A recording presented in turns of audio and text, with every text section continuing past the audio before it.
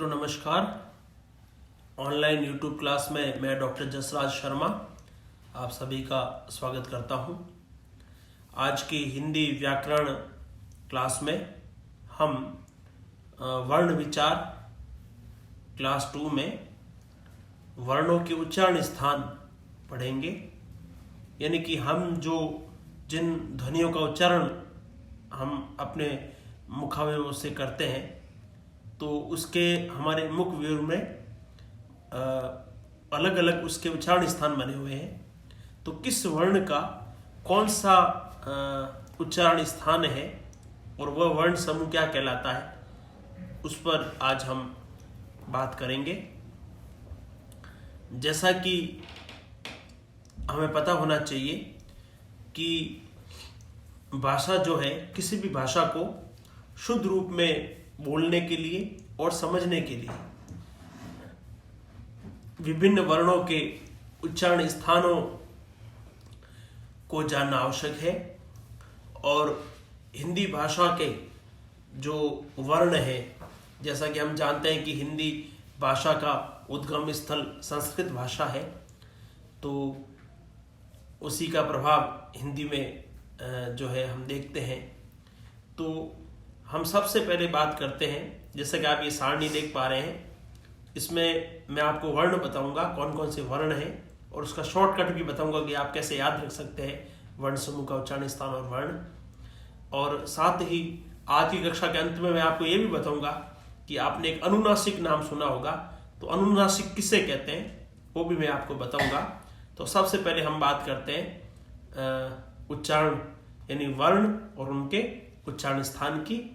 तो ये नंबर 1 पे जैसा कि आपको दिख रहा है, इसमें जो वर्ण है अ, आ और क वर्ग, अ, आ, क वर्ग और विसर्ग, ये जो वर्ण है ये इनका उच्चारण स्थान है वो कंठ है। यानी कंठ का जो कोमल भाग है वो इसका उच्चारण स्थान है। और इस कारण से जो है, यानी कि कंठ और जो थोड़ा सा तालु का कोमल तालु का जो हिस्सा है ना, उसको हमारी जीवा स्पर्श करती है। देखो उच्चारण स्थान का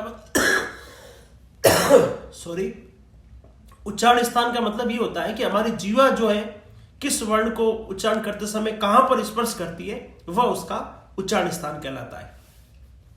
तो सबसे पहले अ, आ, क वर्ग का मतलब क, ख, ग, घ, ng है ना, ये पांचों। तो अ, आ, क वर्ग और विसर्ग, इसका जो उच्चारण स्थान है वो है कंठ और कोमल तालु। तो इस कारण से हम इन वर्णों को क्या नाम देंगे, इनका उच्चारण स्थान का नाम क्या होगा, कंठ है। तो इसका शॉर्ट मैट्रिक बता रहा हूं आपको। अ, आ का बन गया आ, ठीक है ना, आ में अ और आ दोनों आगे, और क वर्ग का बन गया कु, छोटा कु। तो आ कु और विसर्ग आ जाएगा आकुह। तो आकुह कंठा क्या होगा, आकुह कंठ्य, कंठ्य कर दो, आकुह कंठ्य। यानी अ, आ, क वर्ग यानी क, ख, ग, घ, ng और विसर्ग, ये हो गए कंठ्य ध्वनियां। ठीक है। अब नंबर 2 पे हम आते हैं, जिसमें छोटी ई यानी ई, च वर्ग यानी च, छ, ज, झ, ञ है ना। मैंने आपको बताया था पिछली कक्षा में कि ये ञ होता है, ञ न नहीं होता है। और वो क, ख, ग, घ वो ढ नहीं होता है, वो ङ होता है, ङ, क, ख, ग, घ, ढ। वो तो क वर्ग वाले तो कंठे में थे। अब हम नंबर 2 पे ई, च वर्ग पूरा का पूरा, च, छ, ज, झ, ञ, और इसके अलावा य और श, कौन सा, शंकर वाला, जिसको तालव्य श कहते हैं, क्योंकि इसका उच्चारण स्थान तालु है, इसलिए इसको हम तालव्य कहते हैं। तो इसका शॉर्ट नाम बन जाएगा बड़ी ई, च वर्ग का चू छोटा हो जाएगा, ई चू यश, य और स ये आ जाएगा तालव्य श। तो इचु यस तालु, इचु यस तालु, और ये ध्वनि क्या कहलाती है, तालव्य कहलाती है। इनका नाम है तालव्य। तो सूत्र क्या हो गया, इचु यस तालु तालव्य, यानी कि इचु यस तालु। आपको याद क्या रखना है, इचु यस तालु, अर्थात तालु से उच्चारण होने वाली ध्वनियां कौन कौन सी होगी, बड़ी ई का मतलब ई हो गया दोनों, चू का मतलब च वर्ग और य और श। ठीक है। नंबर 3 पे हम आते हैं, जो मूर्धन्य ध्वनियां हैं, जिसमें आपका री आएगा और ट वर्ग आएगा पूरा का पूरा, और र आएगा इसके अलावा श आएगा, जिसको आप षटकोण वाला श कहते हैं। उसका वास्तविक व्याकरणिक नाम है मूर्धन्य श, क्योंकि मूर्धा से इसकी आवाज, मूर्धा तालु से थोड़ा सा हम नीचे जबान को टच करते हैं, वहां पर मूर्धा, उस स्थान को मूर्धा कहते हैं, है ना। तो इसका हम शॉर्ट ट्रिक क्या बना देंगे, री ट वर्ग का टू हो जाएगा, है ना, री टू रस, र का र, श का श, ऋतु रस, ऋतु रस मूर्धा, क्या बन गया, ऋतु रस मूर्धा। तो ऐसे याद रखेंगे आप, ऋतु रस मूर्धा। और ये ध्वनिया कौन सी कहलाएगी, मूर्धन्य ध्वनिया। ये सारे के सारे वर्ण मूर्धन्य कहलाते हैं। फिर नंबर 4 पे हम आते हैं, जिसमें लृ हमारे हिंदी में नहीं होता है, ये संस्कृत का वर्ण है। संस्कृत में भी ये वैदिक संस्कृत में उपयोग में आता था। तो लृ और त वर्ग आ गया, त थ द ध न। इसके अलावा ल और स, जिसको आप सड़क वाला स कहते हो ना, इसका वास्तविक नाम है दंत्य स, क्योंकि दांतों से इसकी आवाज निकलती है ना, जीवा दांत को स्पर्श करती है ना, तब ये स उच्चरित होता है, इसको इसलिए दंत्य स कहते हैं। तो इसकी शॉर्ट ट्रिक क्या बन जाएगा, लृ तू, तवर का तू हो गया, और ल और स, ऋतुलस, ऋतुलस दंत्य, ऋतुलस दंत्य, ऋतुलस दंत्या, है ना, दंता या दंत्य कुछ भी कर सकते हो, ऋतुलस दंता। क्लियर। 5वां पे हम आते हैं, इसमें आपके आता है छोटा ऊ, बड़ा ऊ और पूरा प वर्ग, ये सब के सब जो है, आप इनका उच्चारण स्थान जो है वो ओष्ठ से होता है ना। तो इसलिए हम इन ध्वनियों को हम क्या कहेंगे, ओष्ठीय ध्वनियां कहेंगे इन सबको। तो इसका शॉर्ट नेम क्या बन जाएगा, बड़ा ऊ। बड़ा ऊ का मतलब छोटा ऊ बड़ा ऊ दोनों आगे, ठीक है ना, भाई दीर्घ हो जाता है ना। तो ऊ पू का पू हो जाएगा, ऊपू, ऊपू औष्ठ्य, ऊपू औष्ठ्य, ये सूत्र बन गया इसका, ऊपू औष्ठ्य, ऊपू औष्ठ्य। तो अपने आप ही आपके दिमाग में आ जाएगा, ऊ का मतलब बड़ा ऊ, छोटा ऊ दोनों हो गए, और पू का मतलब पावर, पूरा। ये इनकी आवाज होठों से निकलती है ना, ओष्ठ, ओष्ठ को हमारी जबान ओष्ठ के टच होती है, तो इस कारण से जो है ये जो आप बोलो प फ ब भ म ऊ, है ना, ओठों पे इसका प्रभाव पड़ रहा है, तो ये इसलिए ओष्ठीय ध्वनियां कहलाती है, ये ओष्ठीय वर्ण कहलाते हैं। फिर 6 नंबर पे आता है अनुस्वार, यानी फिर ग कौन सा, क ख ग ng, वो ग, फिर ञ, च छ ज झ ञ वाला ञ, है ना, फिर अण, फिर न, फिर म। ये सारी की सारी जो ध्वनियां हैं, इनकी आवाज नाक से निकलती है, इसलिए इनका उच्चारण स्थान नासिका है, और ये नासिक्य ध्वनिया इनका नाम है, नासिक्य। यानी सारे के सारे ये जो ऊपर मैंने 6 जो वर्ण बताए, ये नासिके कहलाते हैं। कौन से, ङ, ञ, ण, न, म, ये क्या कहलाते हैं, नासिके। क्लियर। अब 7वें नंबर पे जो आता है वो 2 वर्ण है, ए आई। तो इसको आपको ऐसे याद रखना पड़ेगा, ए आई कंठ तालु, ए आई कंठ तालु, यानी ए आई जब हम बोलते हैं तो इसमें जो है कंठ और तालु दोनों को स्पर्श करते हैं, जबान हमारी दोनों तक पहुंचती है। ए देखो, है ना, जबान जारी कंठ को और तालु के बीच में रह रही है, ए आई, तो कंठ तालु इसका उच्चारण स्थान है, ठीक है ना। फिर अगला जो आता है 8वें नंबर पे, वो आता है ओ औ।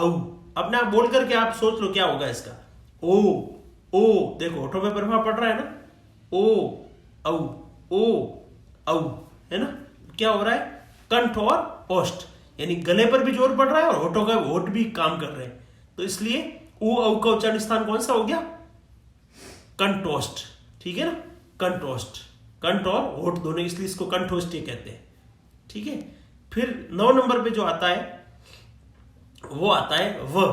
तो व का आपको सीधा याद रखना है, व का जो उच्चारण स्थान है वो है आपका दंतोष्ठ, ठीक है ना, यानी दांत और होठ दोनों का मिश्रण से व बोलते हैं, व देखो दांत टच कर रहे हैं जबान होठों के पास में, है ना, इसलिए इसको दंतोष्ठी ध्वनि कहा जाता है, उच्चारण स्थान इसका दंतोष्ठ हो गया।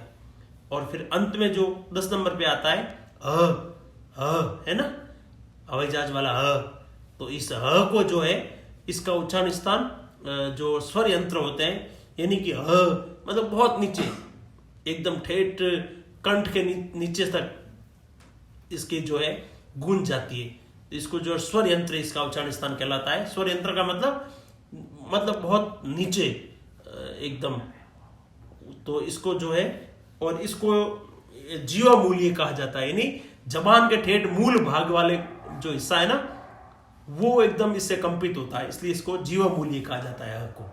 ठीक है, तो इस तरीके से आप समझ गए होंगे कि हमारे विभिन्न उच्चारण स्थान अलग अलग वर्णों के लिए जो है वो निर्धारित हैं हमारे इस मुख विवर में, जिसको हमारी जो जीवा है उस उच्चारण स्थान को स्पर्श करके और इन वर्णों का उच्चारण हम जो है उन उच्चारण स्थानों के माध्यम से कर पाते हैं और एक सही और सार्थक ध्वनि हम बोल पाते हैं। अब आपके मन में एक प्रश्न उठा होगा कि सर ये तो सब उच्चारण स्थान हो गए, लेकिन कुछ काफी जैसे हम कोई भी वर्ण के पीछे यदि अनुस्वार लगा देंगे या नासिका संबंधी ध्वनियों का जोड़ देंगे तो क्या होगा। तो उसके लिए एक शब्द आता है, मैंने आपको शुरुआत में कहा था कि अनुनासिका क्या होता है। अनुनासिक, तो अनु का मतलब पीछे जुड़ना, ठीक है। नासिक मैंने नासिके, यानी नासिके ध्वनियां जिसके पीछे जुड़ती है उसको हम अनुनासिके कहते हैं। जैसे में आप समझिए, अनुनासिक ध्वनियों के उच्चारण में जो है वर्ण विशेष का उच्चारण स्थान के साथ साथ, जैसे जिस वर्ण का हम उच्चारण कर रहे हैं उस उच्चारण स्थान के साथ साथ जो है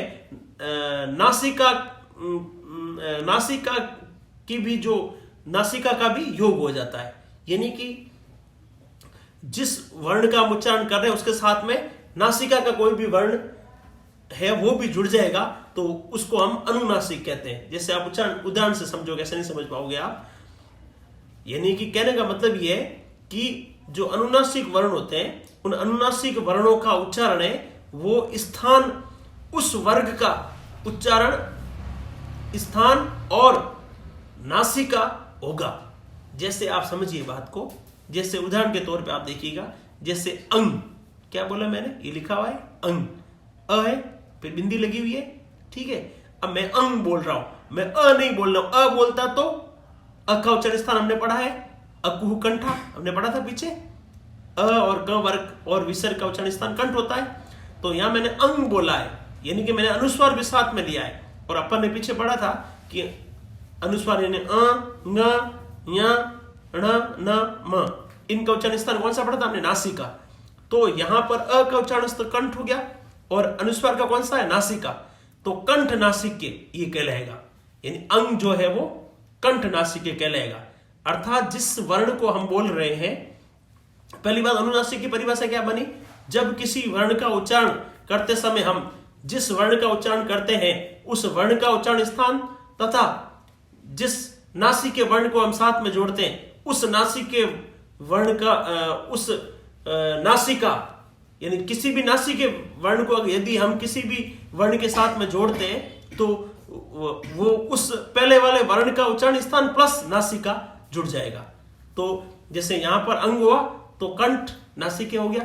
जैसे मान लीजिए मैंने बोल दिया उच्चारण के उदाहरण के लिए मैंने बोला चंग, है ना, मैंने बोला चंग, मैंने अंग की जगह चंग बोल दिया। तो अब क्या हुआ, च और च पे बिंदी लगी हुई है, तो च क्या है, च कहां का उच्चारण स्थान है, च हमने पढ़ा था ई चू यश तालु, तो च है वो तालु का उच्चारण स्थान है, इसका तालु है। तो और फिर बिंदी आ गई पीछे, तो बिंदी का उच्चारण स्थान हमको पता नासिक होता है, तो तालु नासिक हो गया ये। तो अनुनासिक वर्ण हम उन्हें कहेंगे जब कोई दो वर्ण मिलते हैं और पहला वर्ण का उच्चारण स्थान के साथ साथ नासिका का वर्ण जब मिल जाता है तो उसको हम अनुनासिक वर्ण कहते हैं। तो मैं उम्मीद करता हूं कि आज की कक्षा में आपने वर्णों के उच्चारण स्थान को बड़े आराम से और ध्यान से समझा होगा और आज की कक्षा से आपने बहुत कुछ सीखा होगा। और अगली कक्षा में फिर हम मिलेंगे, तब तक आप अपने स्वास्थ्य का ध्यान रखें, आप स्वस्थ रहें, व्यस्त रहें। बहुत बहुत धन्यवाद।